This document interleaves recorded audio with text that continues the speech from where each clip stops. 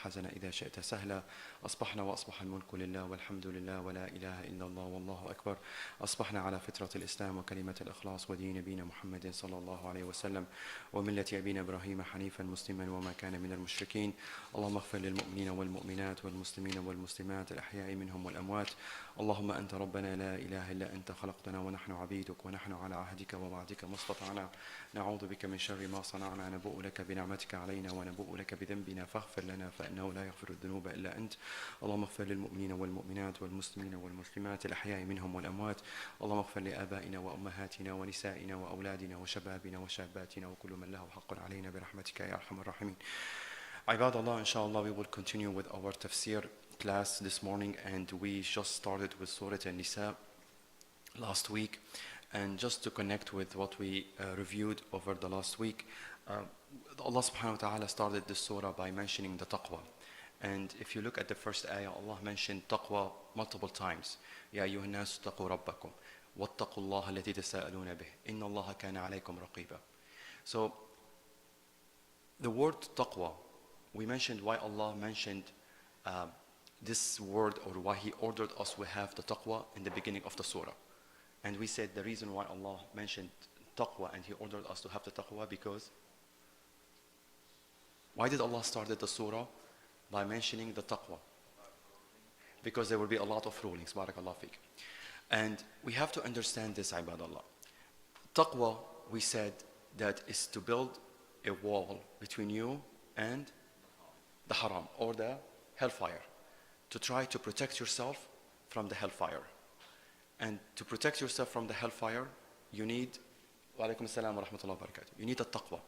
So a taqwa is a wall, not like the one we have with Mexico. It's that real wall that you have to build by yourself. And this wall is made of what? How do you build that wall? Actions, right? So to build that wall, you want to build this wall between you and the hellfire, you have to do the actions. And these actions are to do the application, the halal, and stay away from haram. So the word taqwa means to submit to the orders of Allah. If you want to have the taqwa, then submit to the orders of Allah. Do what Allah ordered you to do, and stay away from what Allah told you to stay away from. So we find in this book that Allah, so far in Surah Ali Imran and Surah Al-Ma'idah, Surah An-Nisa, Allah mentioned the word taqwa when there is order coming. So we have to submit to the order that's coming after the taqwa. So that's one of the reasons that Allah mentioned this word taqwa, because He's telling us there is an order coming, and I want you to submit to that order. I want you to take that order and add this brick to the wall by doing what Allah ordered you to do. And He reminding us that sometimes this order might not make sense to us. And this order, we might get people from non-Muslim people fighting us about this order. For example, in a few ayat, inshallah, we will talk about the ayat of inheritance, and how the man will get double, the boy will get double the girl when his father dies. So this order, this order from Allah is the most order that's being challenged, the Muslim being challenged for by the non-Muslim. And they tell you how you prove that man and woman are equal if they get half, if man get double what the woman will get. And they start attacking this deen of Allah based on this ruling. Another ruling that's coming in the next ayah is that you can marry more than one woman. Attack you. And they bring doubts to your heart. But you find Allah telling you before He put all these orders, have taqwa. And if you have taqwa, you will say, سَمَعْنَا وَأَطَعْنَا. We listen and we obey and we submit. Whether we know the wisdom behind this order or we don't know the wisdom. Whether we know how to defend this order or we don't know. Our job is not to defend. We can try to convince people, but you are not going to convince everyone. And it's their own decision to make, whether they want to listen or not. their own decision they want to do if they want to follow or not. But our job is don't bring the doubts to your heart. When you find someone next time arguing you about one of the orders of Allah, remember Allah ordered you with the taqwa before He ordered you the order. The second place where you find the taqwa, Allah ordered us to do the taqwa, is when we talked about this in Surah Ali Imran. When you are going through hardship, when you are going through difficult time. What happens when you are going through hardship and difficult time? The shaitan comes to you and say, wait, you've been worshipping Allah and you've been following His Prophet, and then Allah will inflict you with this problem, and then Allah will put you through this, and Allah will leave you alone, and Allah will not help you during this time of hardship. We talked about Ghazwat Uhud, and we talked about the mu'mineen were surprised. They were following the order of the Prophet, and then they lost. And Allah subhanahu wa ta'ala kept telling them, have taqwa and have sabr. During time hardship, have taqwa and have sabr. Be patient and have taqwa. Don't let the shaitan open the doubts in your heart. So ibadallah, remember, Allah is ordering us to do the taqwa to protect our heart from any doubts that will happen to us when we are being challenged by the orders of Allah, or we're being challenged by the time of hardship and time of difficulties. We understand this? Inshallah. We started, after Allah ordered us to do the taqwa, we start talking about some of the rulings of the Muslim ummah, or the Muslim community. And the first thing He mentioned, Allah subhanahu wa ta'ala, the first ruling was to take care of the orphans and take care of your rahm, which mean your relatives. And we defined who are the relatives that I am required to take care of.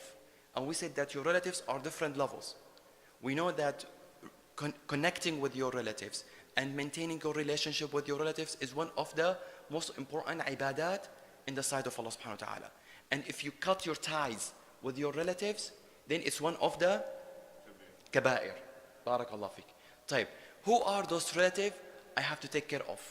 How many generations that goes before me or after me that I have to take care of as part of my relative, part of the one I have to maintain relationship with? Parents. What are the relatives who it's an obligation to take care of and to maintain your relationship? Barakallah fik. So everyone you cannot marry, you are related to, and you cannot marry, then those are your first level of relatives that you are ordered to take care of. And those are not the same. So the first one that you cannot marry and has the highest obligations on you to take care of is your mother. Then comes your father. Then comes your children. Then comes your children. Then comes grandparents. So the parents and the grandparents, as far as they can go up if they are still alive, and the kids and the grandkids as far as down they can go, and you still alive to see them. So all these connections, that all these relatives that you cannot marry, it's an obligation to call them, to reach out to them, to check on them. And if they need help, you better help them. That's the order of Allah. Type. What's the second level? The second level that the scholars have different opinion whether it's an obligation or it's a recommended things, but it's not an obligation on you to reach out to them. Who are the second level of relatives? The one that you cannot marry. Yes. So the obligations is the one that you can marry. The non-obligate, the scholars have different opinion about those who you can marry. If it becomes an obligation or it's a sunnah, it's recommended to reach out to them and to connect with them. Type. And then we said, Allah subhanahu wa ta'ala talked about the orphan. So He talked about the relatives, and He started by talking about the orphans. And we defined the orphan as the person who he doesn't have a father before he reached the age of puberty. And we said, Allah said, وَآتُوا الْيَتَامَ أَمْوَالَهُمْ. If you are taking care of that orphan, then it's an order from you that this money that you have and you are investing in this money for this orphan, remember, this money you have to give it back to the orphan, and we will see when you will give it back to him. But we said the word, Allah said, وَآتُوا الْيَتَامَ أَمْوَالَهُمْ. The scholar said that this money that you are helping this orphan with is not your money, it's their money. And because Allah said this is their money, the scholar concluded that they have to do zakah. Even though that he's orphan, yes. Even if the zakah, ibadallah, is whenever the money that you own or the person who is your guardian is taking care of your money and it reached the limit, a nisab, and it passed 1 year after you own the money, then the zakah become an obligation. So the zakah become an obligation on the orphan. The zakah become an obligation on the young kids who own the money. The zakah becomes an obligation on the sick or the mentally sick, crazy, insane person who has money.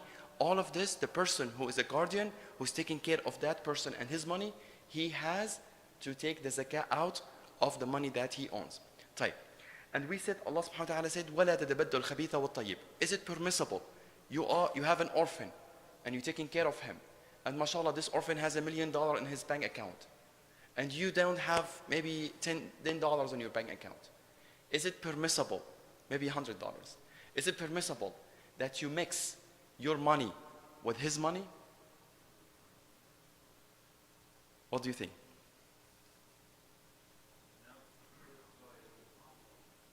Huh? No?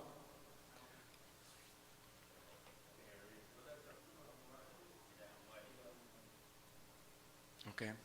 Any other thoughts?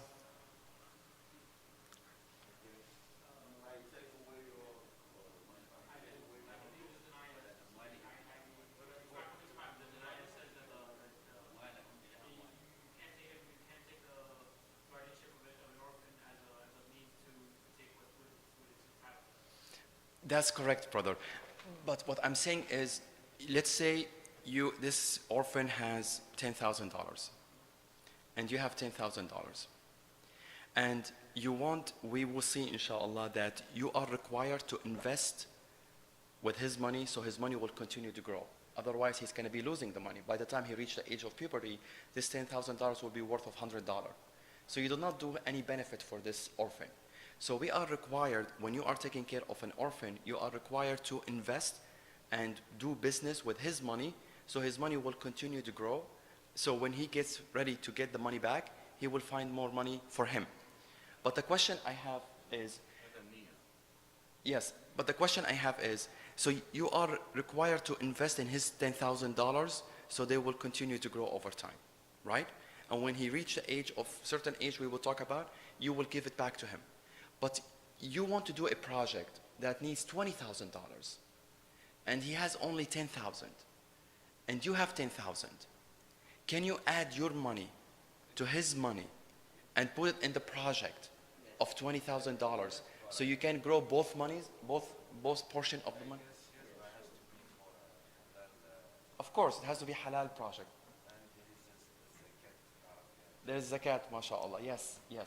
But is it permissible to mix the money, your money with his money, so you can do the project and both of you will get more benefit from this project?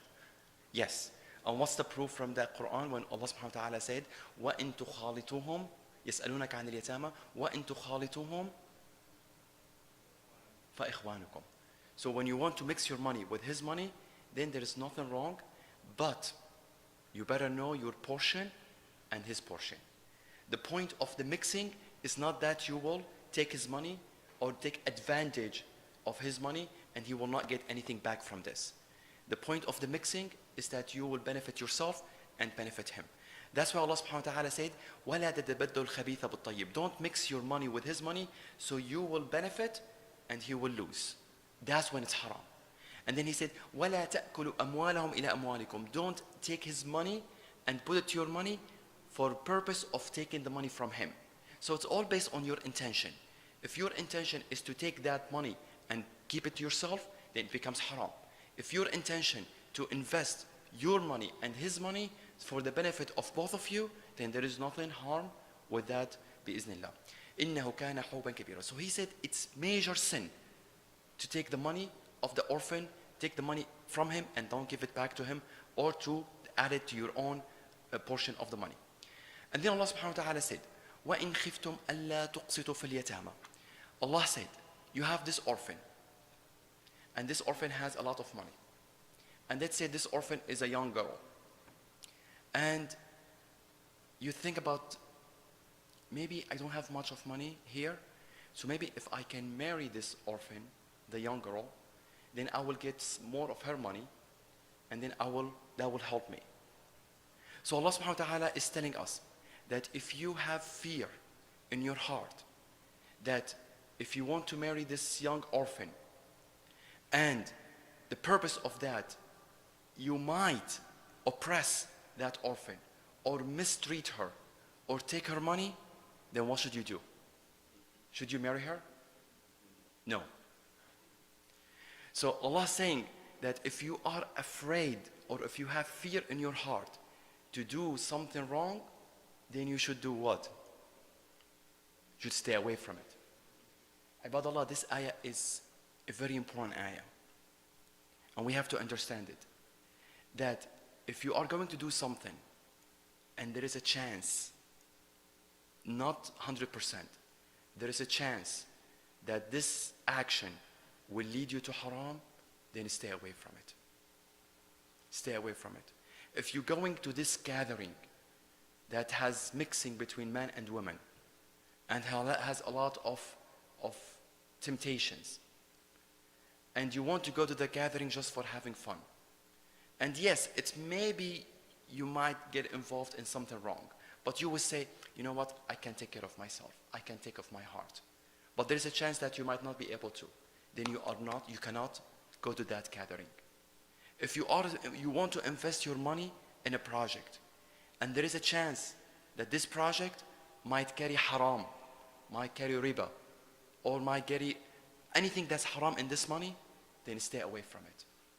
Allah subhanahu wa ta'ala is saying, in khiftum, if you have fear that you might get closer to do something haram, then stay away from it. So here is telling those people who are the guardians of the orphan, that if you are afraid that you will not treat this girl fairly and take care of her and treat her like your wife with all the rights and responsibility you have toward your wife, then don't marry her, and Allah subhanahu wa ta'ala open an alternative route for you. Allah will not close a door except He will open so many different doors for you.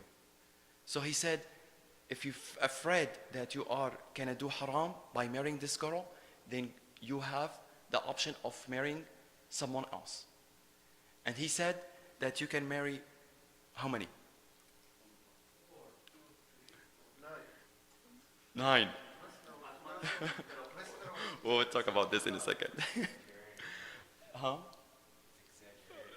Well, no, there are some people. We'll talk about this in a second, inshallah. Type. So Allah said that you have an option of marrying 1 woman, 2 women, 3 women, or 4 women. And remember, I used the word or. So you have the option of marrying 4, or 3, or 2, or 1. But Allah subhanahu wa ta'ala put a condition if you want to marry more. Even if you want to marry 1 woman, He put a condition. And this condition is adl.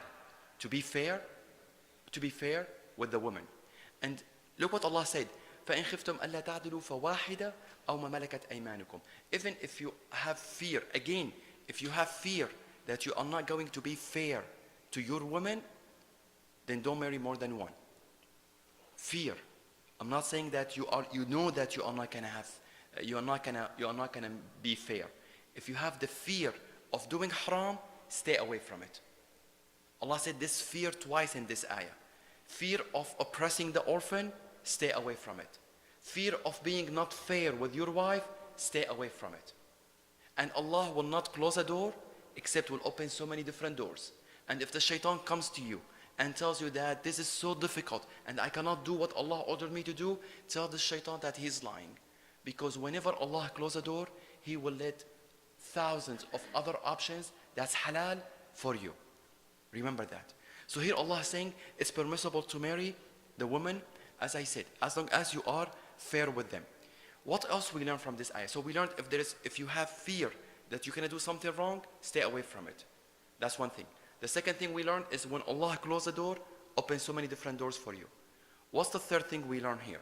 Allah said, Mathna wa thulatha wa ruba. If you take the literal translation of this, it will be, it's okay or it's permissible to marry 2 and 3 and 4.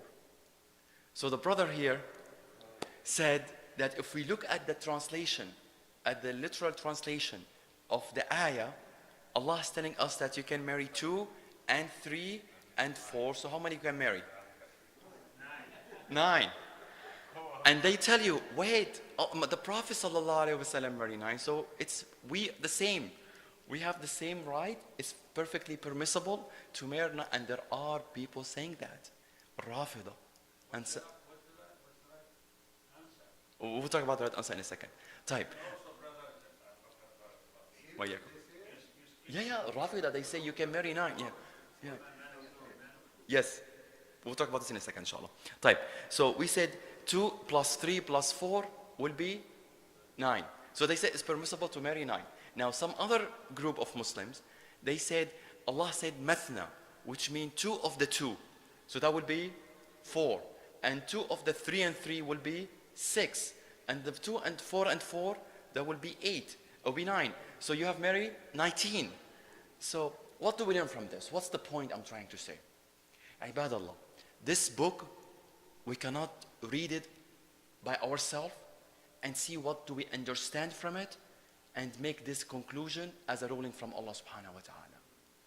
This book cannot be understood except based on how the companion understood the meaning, how the companion, they knew what the reason for this ayah, why it was revealed, and what's the meaning of the Arabic speech or Arabic language in this ayah. So remember, ibadallah, those people who are trying to say we're going to have to read the book of Allah again based on our current time, based on the 21st century, it's a source of misguidance. Why? Because we are not the one who witnessed this Quran being revealed to the Prophet and the companion. And we are not the one who understand the Arabic language. And we are not the one who knows the structure of the sentences in Arabic to be able to come up with this tafsir. So we have to go by the Salaf, how the companion and Tabi'een understood this meaning and how they spend their life trying to understand and apply the rulings of Allah from His book. And there is so many examples that in the book of Allah that if you take the outside meaning, it might completely take you into a different meaning. Like what example? Anyone can give me an example of ayah that if you look at it from outside, you understand in a certain way, but the companion understood it in a completely different way. There's so many ayat. طيب, well, I'll give you one example. إن الصفا والمروة من شعائر الله فمن حج البيت أو اعتمر فلا جناح عليه أن يطوف بهما. Allah subhanahu wa ta'ala said, الصفا والمروة are from the sha'air of Allah subhanahu wa ta'ala. So he said, if you perform hajj or you perform umrah, there is nothing harm from doing the sa'i بين الصفا والمروة. So when we say there is nothing wrong or it's permissible, what does make you understand? It's optional. But the scholars know, and the scholars, we all know, that the Hajj and Umrah is you have to do the sa'i بين الصفا والمروة. So if you take this ayah by your tafsir, لا جناح عليك, there is nothing wrong by doing it, that means it's up to me. If I want to do it, that's okay. If I don't want to do it, that's fine.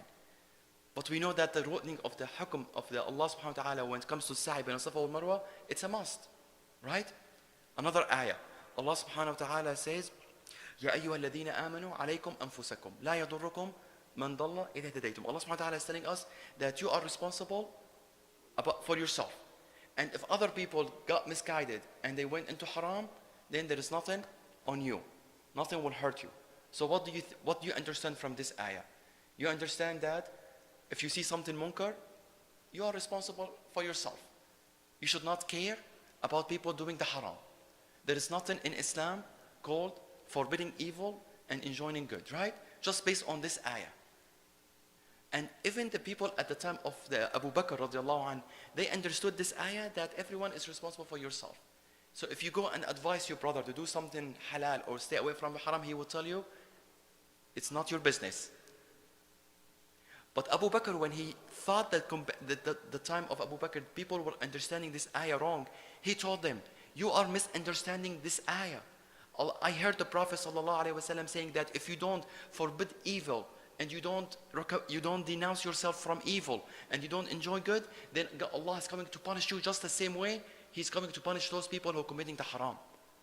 So we know that enjoining good and forbidding evil is a must on every one of us if there is no group assigned by the leader or the governor to do that. So we cannot take the meaning of the ayah and make our own translation and our own, especially if we are reading English translation, which can change the meaning of the ayat a lot. So always when you read the Quran and you reflect on the ayah, go to the tafsir and see what the companions said and how did they understood this ayah and where this ayah was revealed and why it was revealed. So you understand what Allah subhanahu wa ta'ala wants to say here. Type. So Allah said it's permissible to marry 2 or 3 and 4, and the defend or to correct the misunderstanding of the people. This is common in the Arabic language. That's the speech of the Arabic language, that when you can, if you want to give an options, you can use the and instead of using or. So when Allah says mathna wa thulat, you can marry 2 and 3 and 4, the word and here in Arabic language is or, is not and. And only the people who understand deeply the Arabic language and the grammar of the Arabic language and the meaning of the Arabic language will be able to tell you that this is the ruling of the ayah. So that you can marry 2 or 3 or 4. Now, our brother Abu Bakr, Jazallah khair, said, وَإِنْ خِفْتُمْ أَلَّا تَعْدِلُوا فَوَاحِدًا. Allah said, even if you are afraid that you are not going to be fair with one wife, then don't marry woman, and you can marry مَا مَلَكَتْ أَيْمَانُكُمْ. The one that you, the female slave that you get from fighting with the kuffar. And remember, ibadallah, there is no more مَا مَلَكَتْ أَيْمَانُكُمْ at our current time. So there is no one comes and says that we have مَا مَلَكَتْ أَيْمَانُكُمْ. So Allah said, ذَلِكَ أَدْنَى أَنْ لَا تَعُولُوا. That's better for you than you will oppress this woman and oppress yourself. So ibadallah, remember, Allah talked about the orphans first. And now He starts talking about the woman. And He will continue talking about the rights of the woman. But He's given us something very important. That to be fair with your wife.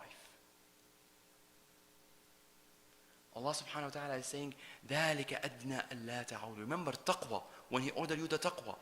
And He's given you the orders now.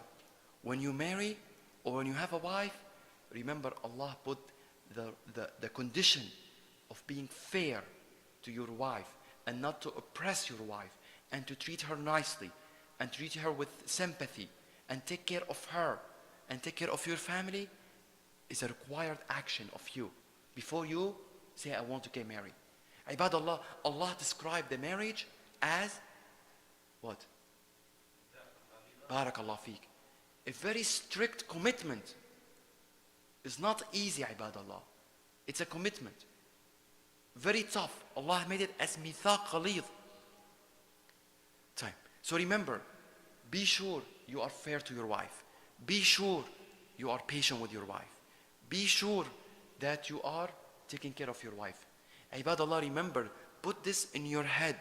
What the Prophet ﷺ said, if you are going to change your wife every time you see something wrong, then you are on your way to get you're going to be on your own, brother. you're going to file a divorce, wal'iyadu billah.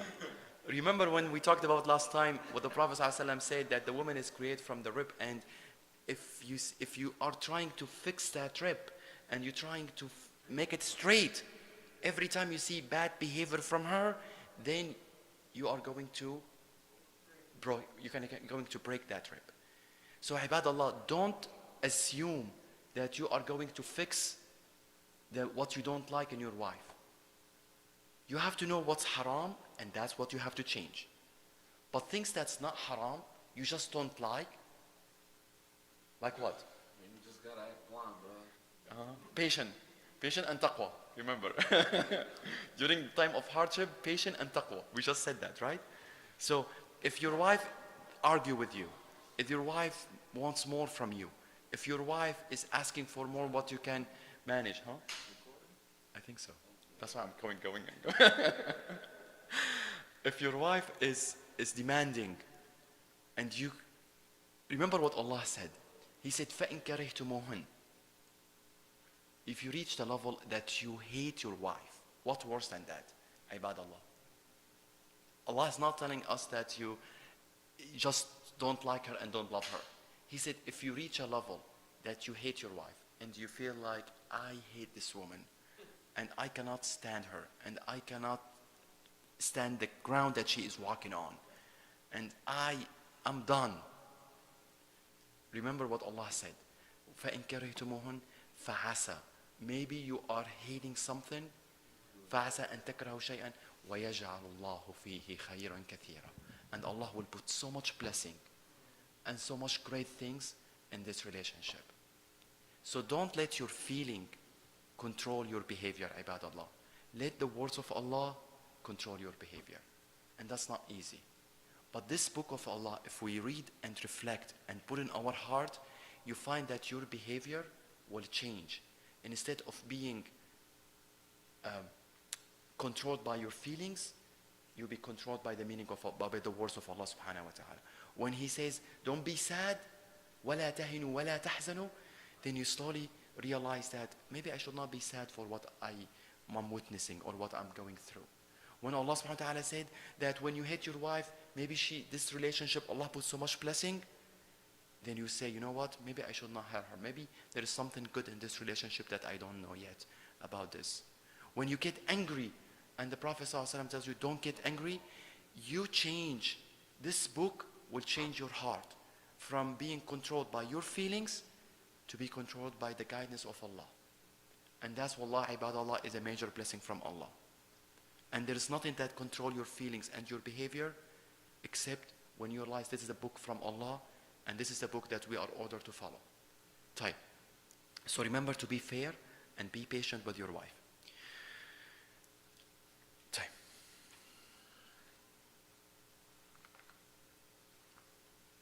Allah subhanahu wa ta'ala said here, وَإِنْ خِفْتُمْ أَلَّا تُقْسِطُوا فَالْيَتَامَى فَانْكِحُوا مَا طَابَ لَكُم مِنَ النِّسَاءِ. You can marry as many of 2 or 3 or 4. What did the scholar concluded from this ayah? Yes, and what else? That to have the guardian is and if you want to marry a woman, can you marry her just you and her, or you have to have guardian? You have to have a guardian. And the scholar said that's one of the conditions of aqd al-nikah is to have the wali, or the guardian of the woman with you. Type. The other thing I want to mention is, can you marry this orphan before she reached the age of puberty?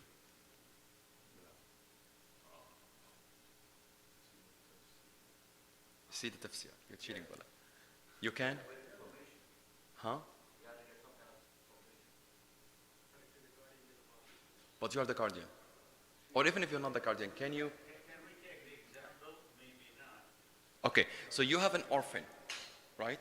And this orphan, you have an orphan, it's a girl orphan, and she's still under the age of puberty.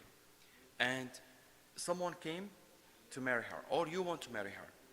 Can you marry her, or you have to wait till she reached the age of puberty, and then you can marry her?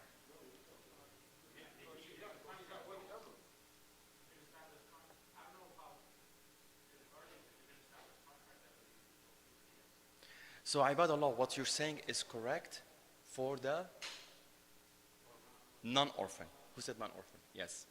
For non-orphan. But for the orphan, there is a hadith from the Prophet ﷺ, and most of the scholars said that because she is orphan, you have to wait till she reach her age of puberty, and then she will be ready to get married. This does not apply on the non-orphan, but only applies, and the dalil is based on the hadith of the Prophet ﷺ. Type. So Allah said that it's permissible to marry 2 or 3 or 4, and I said, remember, this is one of the things that they bring the doubts in the heart of the believers by saying, how can Islam allow you to marry 2 and 3 and 4?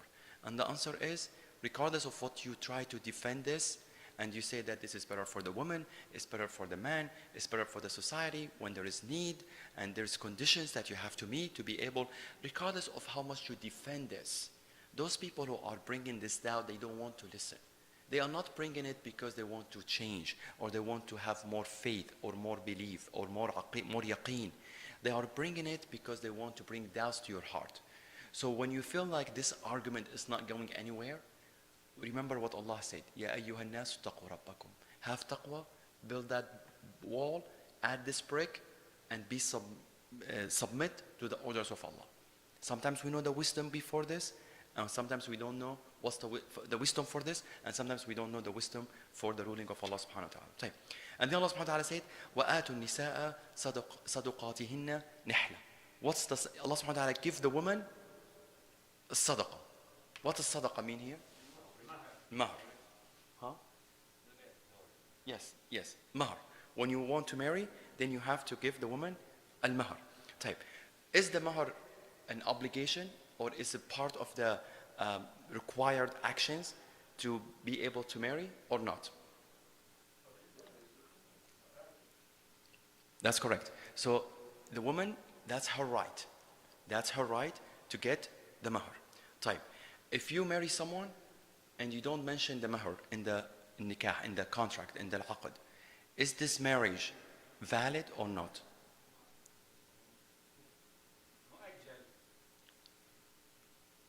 So, yes, but can you say that one of your condition that I don't want to pay the mahr? No, because the mahr is an obligation. It doesn't have to be mentioned at the time of the aqd, at the time of you are doing the nikah, but it's still an obligation. And it's still a responsibility, yet you have to pay. You can pay it before, during, or after, but it's responsibility on you. And even the father of the woman, the guardian, will not be able to waive that right. Even the wife cannot waive that right. Because what Allah subhanahu wa ta'ala said at the finish of the ayah, He said, if the wife want to give you portion of that mahr, then there is nothing wrong. You can take it. But Allah said portion of it. So this mahr is something that is very important. That even if you have the aqd al-nikah, it's still on you. Even if her father or the guardian does not have the right to waive that mahr from her, take the mahr from his daughter or the bride. And even the bride cannot tell her husband, I forgive you, I love you so much, I don't want your mahr. She can give him portion of it, but she cannot drop the whole mahr away from the aqd of a nikah. Is it permissible, like the Brother Abu Bakr said, to pay the mahr after the nikah? Yeah, that's a condition you can have when you have the aqd and nikah. There is nothing wrong that you say part of it will be after the marriage. So a lot of culture in the Middle East countries, they put portion of the mahr to be paid by, or what time? Talaq, at the time of divorce. Yes, and a lot of families, they tell you, we want a small portion of the mahr at the time of the nikah, and we want like millions of dollars at the time of divorce. Why they do that?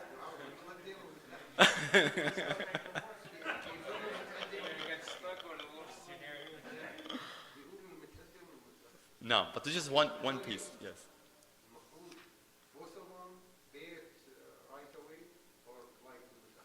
It's based on their condition. That's all the mahr. This is 2 portions. Something you pay now and something you pay at the end. That's all mahr based on the condition at the time of the aqd al-nikah. If they want all the mahr to be paid at the time of the nikah, or they want the mahr to... Yes. Yes. Yes. المتأخر is part of the mahar. They are just financing it over time. That's all what they are doing. It's a interest-free. I'm glad it's interest-free financing. طيب. So Allah said, وَآتُوا النِّسَاءَ صَدُقَاتِهِنَّ نِحْلَةً. What's nihla mean? Brother Hussam is no Hussam. Brother Asmat is cheating, right? What's nihla mean? No, we just said it's permissible to have ta'jeel. Yes. So there are two meanings of the word nihla. Allah said, give them their mahar, sadaqatihinna nihla. The first meaning is that it's an obligation. Said it's not something that you can argue about or you can ask to be forgiven. So nihla means it's farida. It's an obligation. The second meaning, nihla, is it has to be out of your heart. So even when you give the mahar, you don't give it and you feel like it's something that you have to do and you don't want to do it, and it's out of love, out of your heart. Look how Allah subhanahu wa ta'ala, when talk to women, He talks to your heart. That when you give them the money, give them out of love, out of caring for this person that you're going to be married. Ibadallah, this book will change your heart. We just said that. Change your feelings and soften your heart. طيب. فَكُلُوا هَنِيئًا مَرِيًّا. Then there is no harm from, if they give you portion of it and tell you know what, I'm going to give you a discount and you have 50% of the mahar for you, then there is nothing wrong. Then you can take this portion of the mahar and you can enjoy it. And then Allah subhanahu wa ta'ala said, وَلَا تُؤْتُوا السُّفَهَاءَ أَمْوَالَكُمُ الَّتِي جَعَلَ اللَّهُ لَكُمْ قِيَامًا وَارْزُقُوهُمْ فِيهَا وَاكْسُوهُمْ وَقُولُوا لَهُمْ قَوْلًا مَعْرُوفًا. So Allah talked about the orphans and how we have to take care of the orphans and how we cannot split, we take their money. And then He talked about women. And He talked about how when you want to marry the woman, you have to pay the mahar. And how you have to treat them fairly and be just when you are dealing with the woman. And that the mahar is an obligation, you have to give it out of your heart. And then, since Allah talking about the mahar and the money, He said something very important. He said, don't waste your money. Ibadallah, this is a major ruling here. Don't waste your money. And He gave us an example. He said, for any person that you believe that he cannot manage his money, then you have to have a guardian to be able to manage his money for him, for himself. What kind of person will not be able to manage his money? Insane. Wa alaikum salam wa rahmatullahi wa barakatuh. Who else? Qasir, a young boy or girl. Who else? Barakallah fiqh. Someone who has dementia or has memory problems. So this gives us the ruling of what we call al-hajar, which means that if you believe that this person is not capable of managing his money in a smart way, then you have to have a guardian who will be managing this money. And that's the order of Allah subhanahu wa ta'ala here. He said, don't waste your money. And if you feel this person cannot manage, then you will have to take care. You have to take care of his money and you have to be responsible for his money. But still, Allah subhanahu wa ta'ala said, when you take in his money, remember that this is his money, not yours. And when you treat him, you have to be sure that you treat him well. So He said, وَارْزُقُوهُمْ فِيهَا. Be sure that you provide for them. They need clothes, they need food. This money is not yours. You are not taking it to deprive them. You're taking it just the same way you are taking care of the orphan money. You have to take care of the money that Allah has put a responsibility on you. وَقُولُوا لَهُمْ قَوْلًا مَعْرُوفًا. Even when you want to talk to them nicely. This deen is ajib, ibadallah. It's amazing that Allah teaching us that when you treat each other and you want the benefit of your brother Muslim, don't do it and be tough on him and to be mean and to talk to him in a way that will create tension and hatred between you and him. وَقُلْ لَهُمْ قَوْلًا مَعْرُوفًا. Even the person who's not insane, who cannot manage his money, even a young boy who cannot manage his money, even a demanded person who cannot manage his money, Allah is saying, وَقُلْ لَهُمْ قَوْلًا مَعْرُوفًا. And when you treat them nicely. Ibadallah. How many of our parents are getting old and they start forgetting things and they start repeating things multiple times, and sometimes they remember you, sometimes they don't remember you, and if you sit with them you will hear the story how many times? Multiple times. And they make some silly mistakes. They might leave the stove on, or they might leave the light on, or they might leave the AC on, or whatever they do. And Allah subhanahu wa ta'ala is teaching us, for those people, especially your parents, I mean that's a whole different thing, but even when you have someone that is not smart, قُلْ لَهُمْ قَوْلًا مَعْرُوفًا. When you talk to them nicely. Be nice to them. Treat them fairly.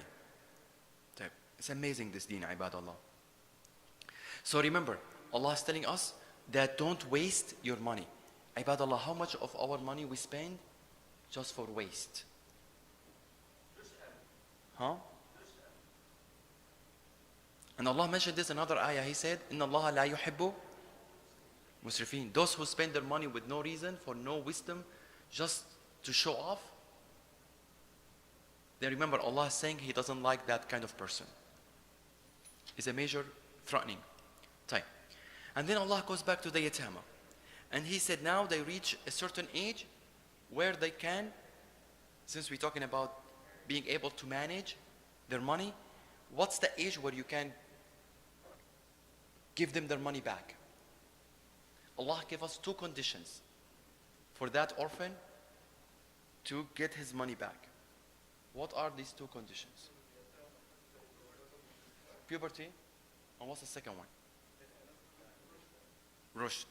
What's the rushd?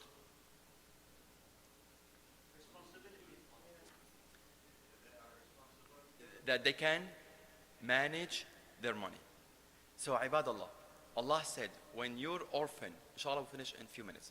When Allah said when this orphan reach the age of puberty, that's one condition. And you realize that he is able to manage his money, then you have to give it back to him. What's the age of puberty? How do you know that he reached the age of puberty? Under what age? Physical changes, like what? Periods for women.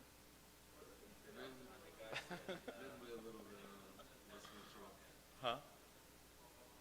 I can't hear you. Okay. Okay. Allahu a'lam. And the zawaj. So we said the orphan, remember, he will not be an orphan anymore when he reached the age of puberty. And there's a lot of rulings of Allah. Most of the rulings of Allah become effective at the age of puberty. So it's very important to know what's the age of puberty. How do you know that this child is now? But the point is puberty and senior motion is very much gets maximum age of puberty, but it's not one. Yes, we are talking about just the puberty now. How do you know? You have your son, and you know when your son reached the age of puberty, then the salah become an obligation, and there's a lot of rulings of Allah that becomes an obligation. How do you know that your son now has reached the age of puberty? 18, roughly.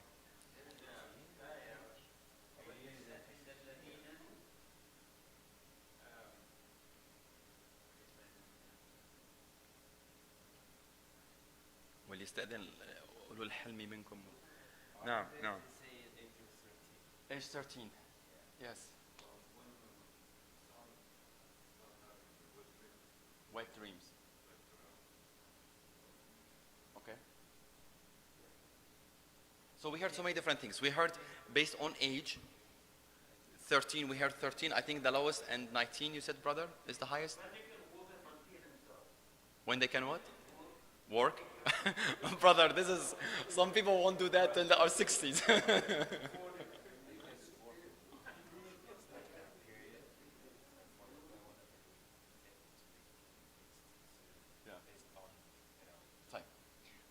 The answer is, yeah. So there are signs, ibadallah.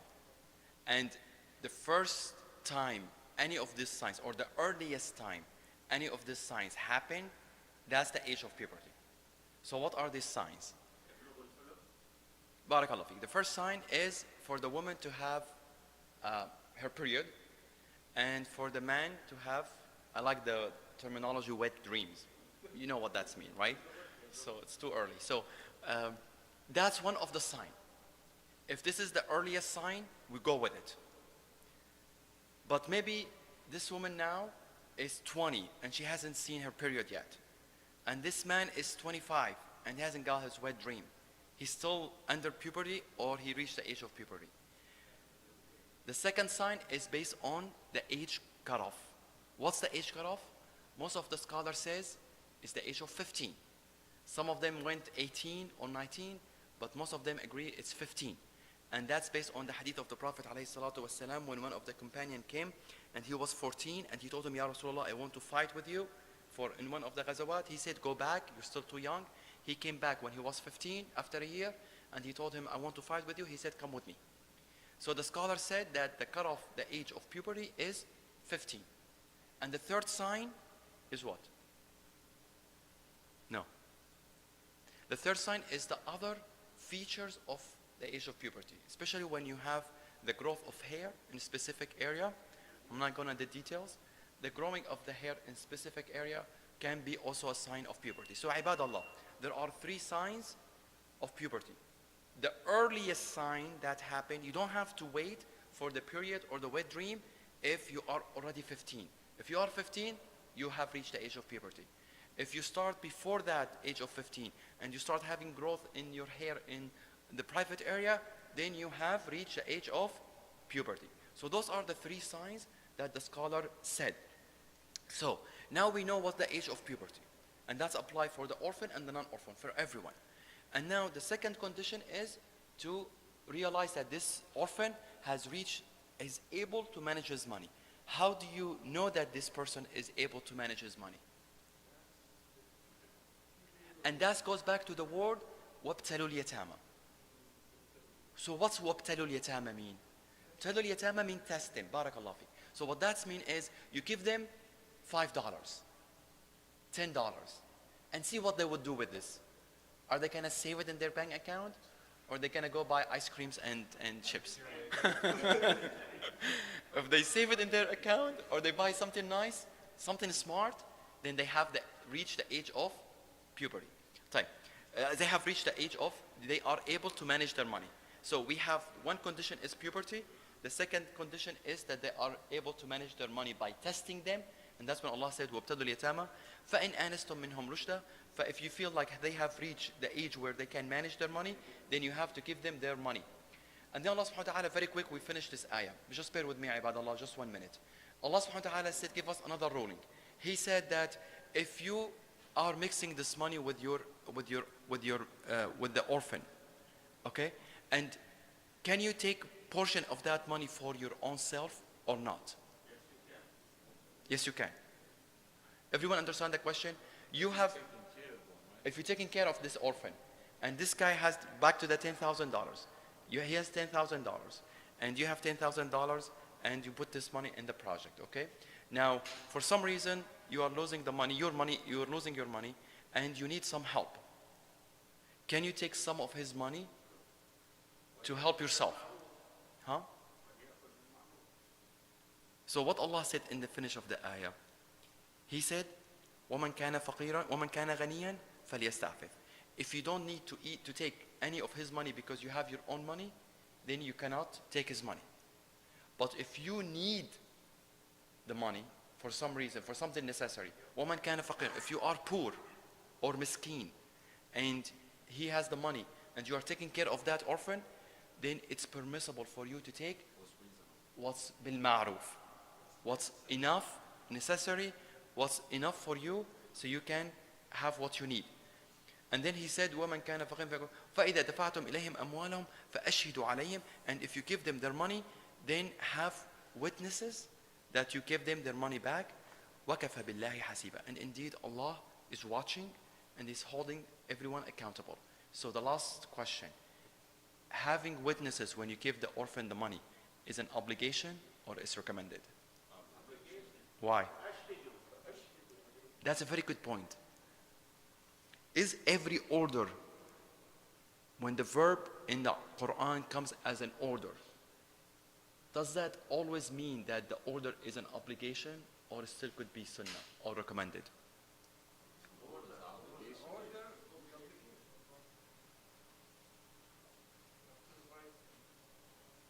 That's a very good question. That goes back to usul al-fiqh, the principle of al-fiqh. How do you read the book of Allah?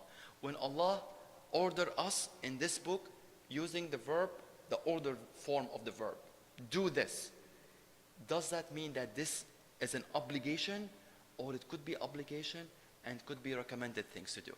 Doesn't have to be an obligation. Like in jihad, it says jihad, but it doesn't mean it's not all the time. What do you think? Ibadallah, remember this.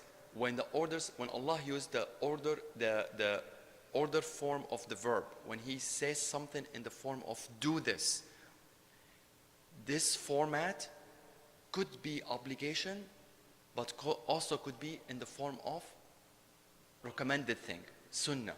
Doesn't have to be an obligation. How do we change from an obligation to be a recommended? You have to have a proof coming from another ayah or coming from the sunnah that will change that order into a recommended thing, not an obligations. Here the scholar said, وَأَشْهِدُ عَلَيْهِمْ, it comes in the form of order. وَأَشْهِدُ, have witness. And then Allah said, وَكَفَى بِاللَّهِ حَسِيبًا, and Allah is the best witness. So the scholar said, because Allah said, وَكَفَى بِاللَّهِ حَسِيبًا, then this will be carried as recommended, not an obligations, because Allah is the best witness of this. We ask Allah subhanahu wa ta'ala to benefit us from what we heard. Subhanak Allahumma bihamdika ashhadu an la ilaha illa anta astaghfiruka wa atubu ilayk. Jazakum Allah khair. Assalamu alaikum wa rahmatullahi wa barakatuh. Wa iyyakum.